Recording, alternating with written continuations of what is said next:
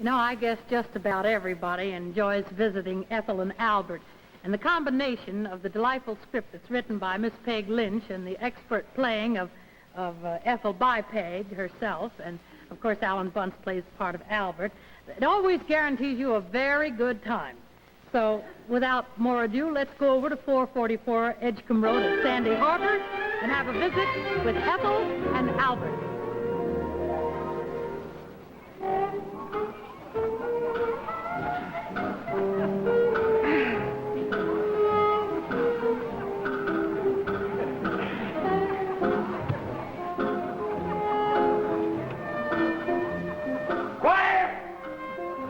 Albert, how does that sound? It's not any worse than that racket. How is that party going to go on? Well, I don't know. Maybe if you close the window. Gotta have air. I cannot sleep without air. Well, we're not sleeping anyway.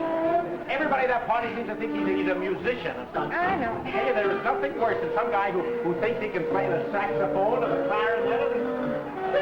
Listen, would you? Albert, now, all right. Doesn't that guy know how to play anything else? Well, all of George Fraley's friends seem to play something. Probably smothered to death now, no air. I have got to get up at 7 o'clock in the morning. I got an important conference at 9 o'clock. Well, I've got to get up at 7 o'clock, too. Mrs. Penny's coming to help me finish the spring house cleaning. Yeah. Oh. 3 o'clock. 3:23 to be exact. Yes, I know. Wouldn't you think people would have a little consideration for their neighbors? Wouldn't you? Yeah, honestly, 3 o'clock in the morning. Yeah. And how long those Fraleys live there now? 4 years. 4 years. 4 years we've been putting up with this every summer. Every summer, I know it. Yeah. You know, it seems to me we've been pretty darn nice about it, Oh, too. I think so. I think we have. You know, we're not the only people that have been kept awake by those Fraley parties. I know Not by that. any means. I know. Nobody wants to complain to them, you know, for fear they'll start something. Starting something, I know, yeah. And as a result, they get by with murder. Get by with murder, I know, they do. sure. Yeah. Well... I think I'll phone him. What do you think? I would. Yeah, I think I will. Mm-hmm. After all, it's 3 o'clock in the morning. Yeah, I think 3:24 in the morning. Well, I think you're quite justified in complaining. Yeah, I think so. What's their number? LOCUST, 6997, I think. Hey, wait a minute. Maybe it'd look better if you called them, huh? Well, it should look better if I call him. You call him. It was your idea. I think it looks better for the man to call anyhow. Yeah, maybe so. Well, what'll I say?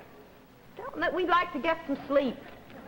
Yeah, the decent, respectable people in this neighborhood would like to get to bed and get to sleep so they can get up in the morning and go to work and earn a living. That's good. Yeah, we don't want to be disagreeable, but we think we're entitled to a little consideration. Oh, that's nice. Yeah, Mm-hmm. Yeah. Oh, we appreciate the musical talents of your friends, Mr. Fraley, but not at 3 o'clock in the morning. Yeah, 3:25. Not at 3:25 in the morning. Okay, what's 6997, that's right. What? Mm-hmm. Yeah. I think I'm going to get LOCUST 6997. Yeah. Fraley, yeah. I wouldn't be disagreeable. Oh, no. Firm, dignified. Yeah. If he wants to be disagreeable, let him. I wouldn't lower myself. Oh, no, I won't lower myself. If he gets disagreeable, just remind him that it was his dog that chewed up our geraniums. I didn't know that. Yesterday. Same dog that dug up our asparagus patch last summer. Yeah. That was last year, dear. I don't think I'd bring up last year's things. No, maybe not. Honestly. Hello? Hello. Now look, this is Albert Arbuckle, and I just wanted... Albert Arbuckle! Lose your temper. Hello? Wait a minute. What do you mean there's nobody there by that name? Wait a minute, will ya? No, I don't want to talk to Albert Arbuckle. This is Albert Arbuckle. Yes. I want to talk to George Fraley. Well, I am saying so. Honestly, all the dumb Well, now, don't lose your temper. Nothing's gained by losing tempers. You know that. I know, but honestly... All right, just picture. Nobody there by that name. Well, I know, but it just... Hello, Fraley? Is that Fraley? Yeah. All right. Fraley? Arbuckle. Be dignified. Now, it seems to me, Fraley, that decent, respectable people in this neighborhood would like to get to bed at a decent hour so they can get up in the morning and go to work and earn a decent living. And furthermore, we feel that... Consideration. I mean, that we're entitled to some consideration. And furthermore, it's just a matter of... Musical talent. We appreciate the musical talents of your friends, all right, Mr. Fraley, but not at 3 o'clock in the morning. 3:30. Not at 3:30 in the morning. Yeah. I said I appreciate the musical talents of your friends. No, this is not a request for a special number. Hello? Okay. All right, if that's the way you feel about it, I most certainly will. What's the matter? Listen, he says he couldn't understand a word I said, but why didn't I come on over there? Well, all right, by golly, I will. Listen, we've had 4 years of this now, and Mr. George Fraley is just going to be told off, that's all. Now, don't get in a fight. No, listen, I won't get in a fight. I could take that guy and He's bigger than you are. Look, I'm not going to get in a fight. I shall be very, very, very dignified. I shall merely inquire if it's asking too much for a man to get his sleep. I mean, after all, simply inquire. After all, Fraley, I see no reason in the world. Man to man, why is this?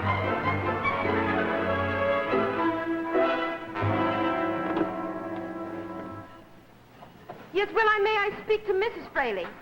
Well, it's Mr. Fraley. Well, could you tell me if about half an hour ago some man came over there in his bathrobe and pajamas? Well, I'm terribly worried. Yes, but I did. I told him, I'm Fraley's really quite a guy. Never mind. Darling, you're simply marvelous. Hey, listen, honey, I want you to meet... Is this Ethel? Well, hello. So you're Ethel. Why, darling, she's just adorable. Yes. Now, we came over here to get you. We're having the most marvelous party, aren't we, darling? Yeah, it's kind of fun, you know. I thought we might go over and just join the party for a little while. You know, it's a nice crowd, honey. It's kind of fun. Kind of fun. Oh, it's simply marvelous. It really is. It's just divine. You know, as a matter of fact, it's the best party I was ever on in my entire life. Oh, yeah. Thank you. Yeah, honey, I thought you might get into, you know, that pretty little blue dress of yours, and I'll get into my brown suit. No, dear. Of course you're going to the party. No, I'm afraid I can't. You see, I've got to get up early in the morning to finish the spring house cleaning. The what, darling? Spring house cleaning? Spring house cleaning.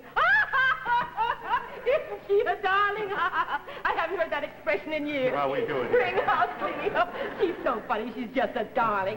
Now, come on, you two. Get up and get ready. Come on over. Did you hear him playing the drums? He was simply out of this world. I'm afraid I was a little bit rusty. You were better than Benny Goodman. Oh, no, wait a minute. You were better than Benny Goodman. No, I was just going to say Benny Goodman doesn't play the drums. He plays... You were better than Benny Goodman. Oh, thank you. I just... Uh-oh. That's Joe. Every time he plays that number, he's looking for me. You, Joe! Here I am! Here! You! Joe! Like your nose lipstick, no cold cream, and just Joey! I'm up at... what's your name? Oh, it's Albert Arbuckle. Albert Arbuckle! You know, the one in his pajamas? Here I am!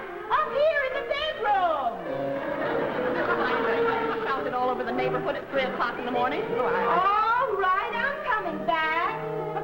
I don't know what Joe's mad at now, but I gotta get back. Now, you two hurry up and get dressed, because we're going to the Paradise Club. Oh, she's so cute. Spring cleaning. Wait till I tell that to the crowd. They'll just die laughing. Now, hurry up, you darling. Oh, God. You know, she's kind of cute at that. Well, I mean, she's kind of dumb, but I mean... Look, honey, I couldn't help it. I said, look, she insisted on coming up here now. I mean, she just said that she wanted to meet you, and I couldn't do anything about it. Look, darling, will you, if we're going to have a fight, for Pete's sake, let's have it and get it over with so I can get to bed and get some sleep. I am going to have a fight. If you want to go to the party, you go ahead and go. I'm not mad. I just never felt like such a wife, that's all. Here she comes over here looking all dolled up, and here I am, curled my hair, no lipstick, cold cream on my face, and I can't go to a party because I've got to get up and house clean. I just never felt like such a wife. Well, darling, you are a wife, honey.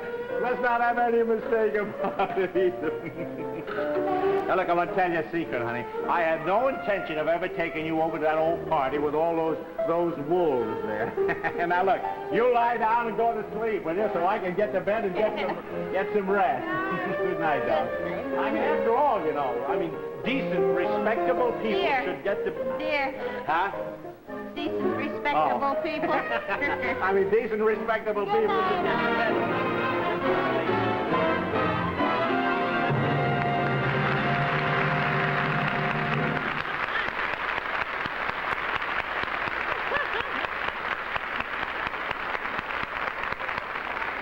Poor Albert.